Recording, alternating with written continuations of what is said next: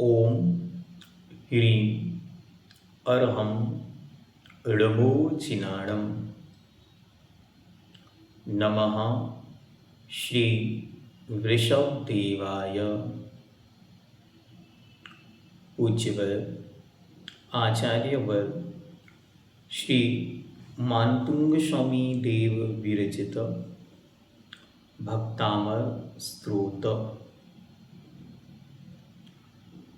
भक्त को अमर बनाने वाली यह महान कृति आज हम श्लोक नंबर 20 के माध्यम से प्रभु के ज्ञान की महिमा देखेंगे कि हे प्रभु, जैसा अद्भुत अलौकिक अप्रमेय अनंत केवल ज्ञान आप में है, वैसा अन्यत्र कहीं नहीं है। और इस 20 नंबर श्लोक में जो उदाहरण पूज्यवर ने दिया वो हमारे जीवन को बदल देने वाला है, रूपांतरित कर देने वाला है। पूज्यवर कह रहे हैं कि देखो, संसार में बहुत सारी चीज़ें चमकती हैं, लेकिन हर चमकती हुई चीज़ सोना नहीं होती। हर चमकती हुई चीज़ रत्न नहीं होती। रत्न अलग वस्तु है और कांच का टुकड़ा अलग वस्तु है। दोनों के बीच के अंतर को जो प्रकट कर ले उसका नाम विवेक है। तो हमें विवेकी बनना है, ऐसा संदेश आज हमें पूज्यवर प्रदान करेंगे। श्लोक नंबर 20 विशेष ये देखें, पंक्ति नंबर 3 किसी किसी किताब में लिखा हुआ है तेजो महामणिषु, और किसी किसी किताब में लिखा है तेजः स्फुरन् मणिषु। ठीक है, इसे कहते हैं पाठांतर, अलग अलग पाठ होना। अर्थ दोनों के लगभग एक से ही हैं। महामणिषु अर्थात महान, बहुत बड़ी चमकती हुई मणि, और स्फुरन् मणिषु तो स्फुरन् मतलब होता है दैदीप्यमान, चमकती हुई। मणिषु मणियों में। ठीक है, तो अर्थ दोनों के लगभग समान है, शब्द का थोड़ा सा अंतर है। ज्ञानम यथा त्वयि विभाति कृतावकाशं नैवं तथा हरिहरादिषु नायकेषु तेजो महामणिषु याति यथा महत्त्वं नैवं तु कांच सकले किरणा कुलेपि। और पाठांतर से पढ़ेंगे तो तेजः स्फुरन् मणिषु याति, मणिषु याति यथा महत्त्वम्। तेजः स्फुरन् मणिषु याति यथा महत्त्वम्। ठीक है, ये दो प्रकार से पाठांतर को ध्यान में रखना। पाठांतर इतना रखना कि वहाँ पीछे माँ होगा तो विसर्ग का ओ हो जाने से तेजो महामणिषु पढ़ना है, और यहाँ पीछे सा होने से विसर्ग ही रहेगा तो तेजः स्फुरन् मणिषु। ठीक। ज्ञानं यथा त्वयि विभाति कृतावकाशं नैवं तथा हरिहरादिषु नायकेषु तेजो महामणिषु याति यथा महत्त्वं नैवं तु कांच सकले किरणाकुलेपि तेजो। अब दूसरा पाठांतर से देखें। तेजस्फुरन्मणिषु याति यथा महत्त्वं नैवं तु काञ्चि सकले किरणाकुलेपि। ओम। अब देखें, ज्ञानम ज्ञान, यथा जिस तरह, त्वयि आप में, विभाति शोभायमान होता है या विराजता है। कृत अवकाशम, कृत अवकाशम अर्थात अवकाश को प्राप्त होता है। अवकाश को प्राप्त मतलब ठहरता है। तो हे प्रभु, जैसा ज्ञान या जिस तरह का ज्ञान आप में ठहरता है, आप में अवकाश स्थान को प्राप्त करता है, ना नहीं, एव ही नहीं, एवं इस तरह, ना एवं, एवं शब्द है, एवं शब्द है, तो बन गया नैवं, ना प्लस एवं तो बन गया नैवं। तो ना उस तरह हरिहरादिषु, न एवं तथा उस तरह हरिहरादिषु, हरि अर्थात विष्णु, हर मतलब शंकर, आदिषु आदि में, नायकेषु नायकों में, ना विभाति शोभमान नहीं होता। हे प्रभु, जैसा ज्ञान आप में सुशोभित होता है, वैसा ज्ञान अन्य में अर्थात अन्य देवी देवताओं में नहीं होता। और उदाहरण देते हुए क्या कहते हैं?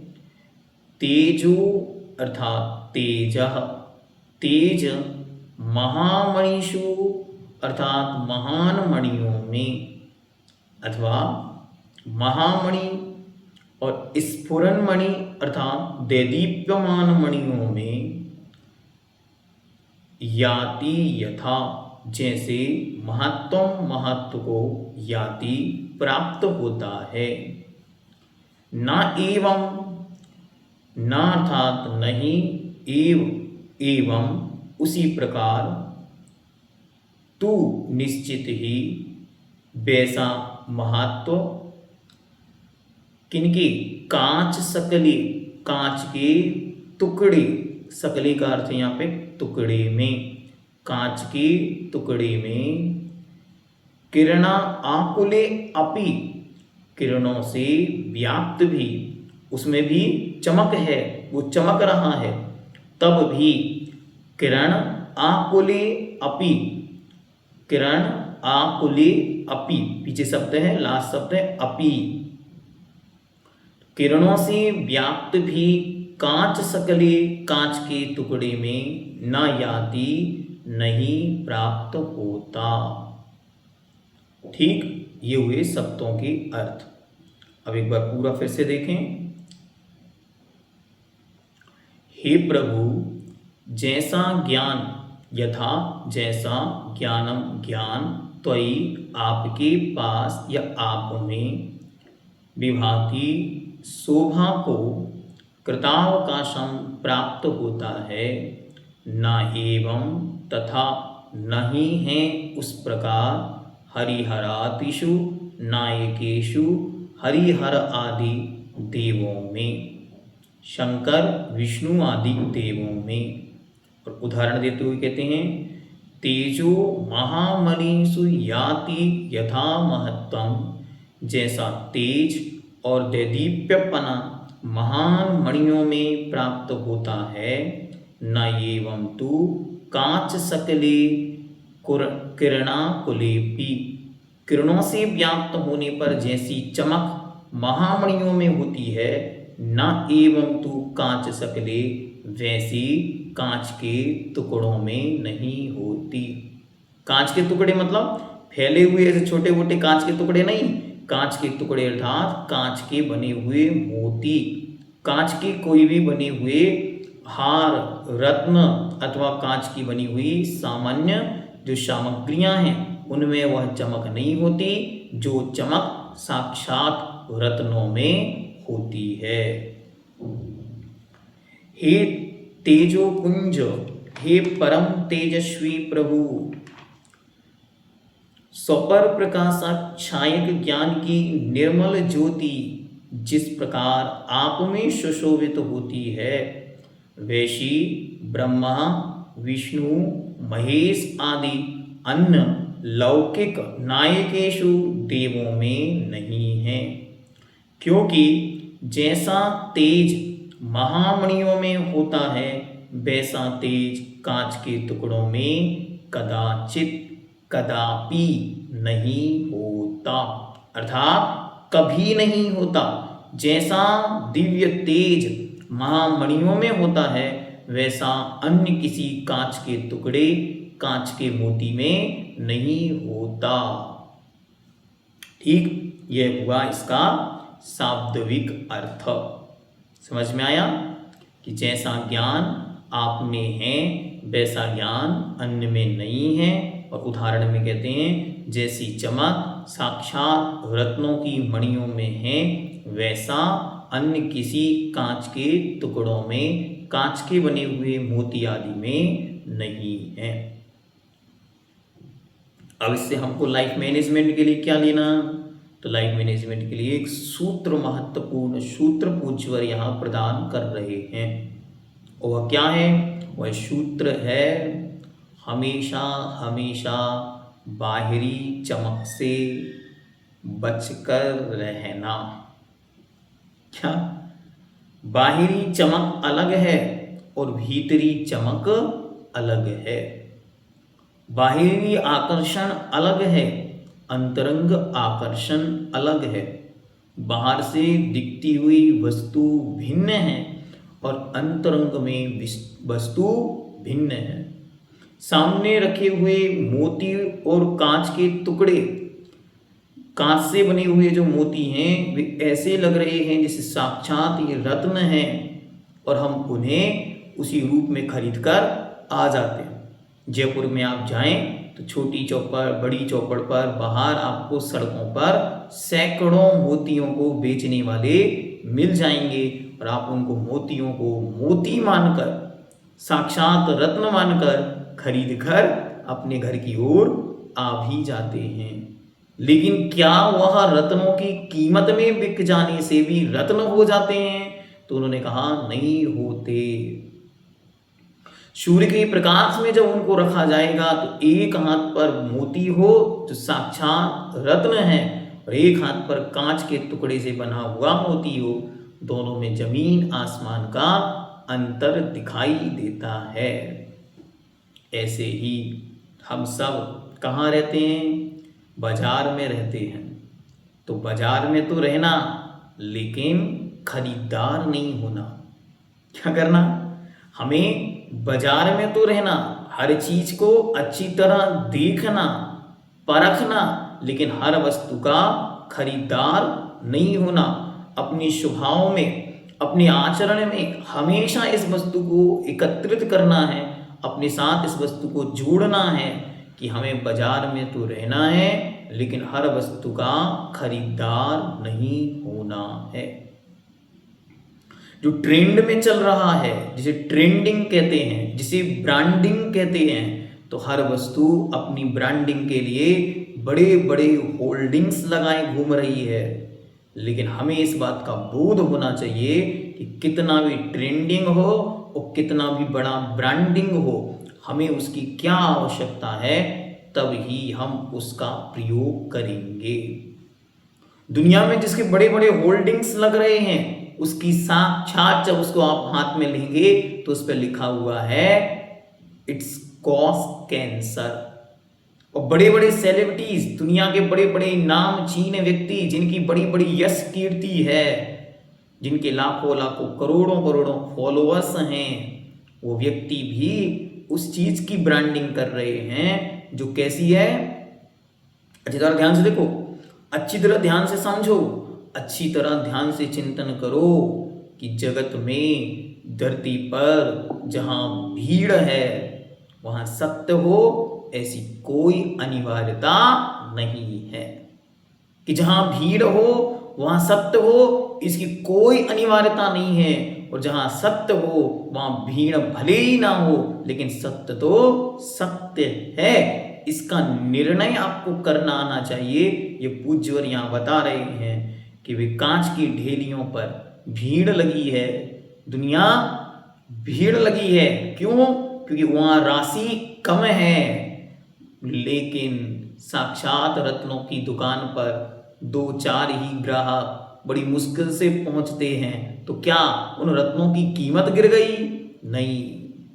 ऐसे भीतरा सर्वगर्हंत महाप्रभु का पवित्र जिन शासन आपको मिला, तो ये मत सोचो कि सारे जगत में अगर एक भीड़ इकट्ठी करी जाए तो जिनेंद्र भगवान के शासन के उपासक कितने कितने गिनती पे, और उसमें भी वे अपनी गिनती कराने में संकुचित भाव से जो लिखना है आप लिख के चले जाओ। ऐसा करके वे अपने नाम के साथ जैन भी नहीं लिख पा रहे हैं। कोई पाटनी है तो कोई काला है, तो कोई पीला है, तो कोई साहा है, कोई अन्य अन्य अजमेरा है, और कोई अनेक नामों को अपने साथ जोड़े हुए है। लेकिन वास्तविक नाम वहां नहीं बता पाने के कारण वो कितने हो गए?